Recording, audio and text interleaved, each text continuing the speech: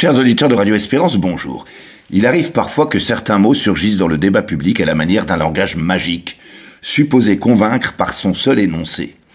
Le mot, dès qu'il est prononcé, devient en quelque sorte irréfragable, incontestable.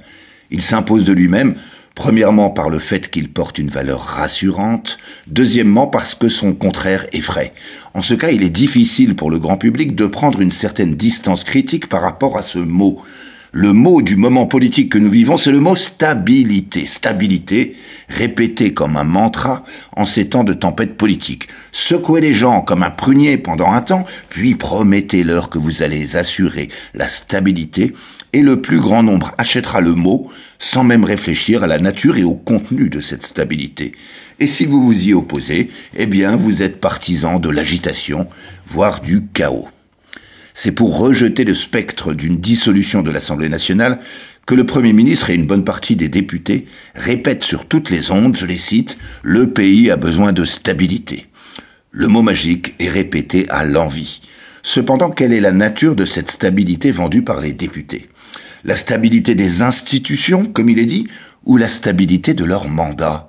Le Premier ministre a dit, je le cite, « Il existe aujourd'hui une majorité absolue à l'Assemblée nationale pour refuser la dissolution. » Fin de citation. Est-il étonnant, et est-ce un scoop, que la majorité des députés ne veuille pas remettre en jeu leur mandat devant les électeurs ? Par ailleurs, quel est le contenu de cette stabilité quand l'émiettement inédit de l'Assemblée nationale rend la France pratiquement ingouvernable ? Cette stabilité, plutôt que celle des institutions, n'est-elle pas plutôt la stabilité de la paralysie, la stabilité de l'immobilisme, voire de l'impuissance ? C'est en raison de la composition de l'Assemblée que la crise politique s'éternise. Et il nous est proposé de croire volontiers que le remède à ce blocage politique serait le maintien de ce qui en est la cause. Bref, il faudrait maintenir dans le même état ce qui bloque tout. Il faudrait pérenniser la stabilité de l'instabilité. Douce ironie si l'on se souvient que la promesse du macronisme était une France en marche, une France en mouvement. Bien sûr, les partis politiques se déterminent en fonction de leurs intérêts.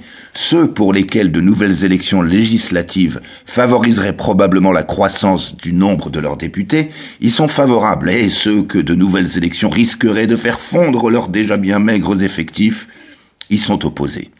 De toutes les propositions politiques entendues ces 2 dernières semaines, celle qui m'a semblé la plus pertinente a été avancée par l'ancien Premier ministre Édouard Philippe. Doter la France d'un budget dès que possible, en quelque sorte avec les moyens du bord, puis organiser une élection présidentielle anticipée, suivie d'élections législatives. Alors cela ne garantit rien, mais il me semble que le bon sens élémentaire le commande.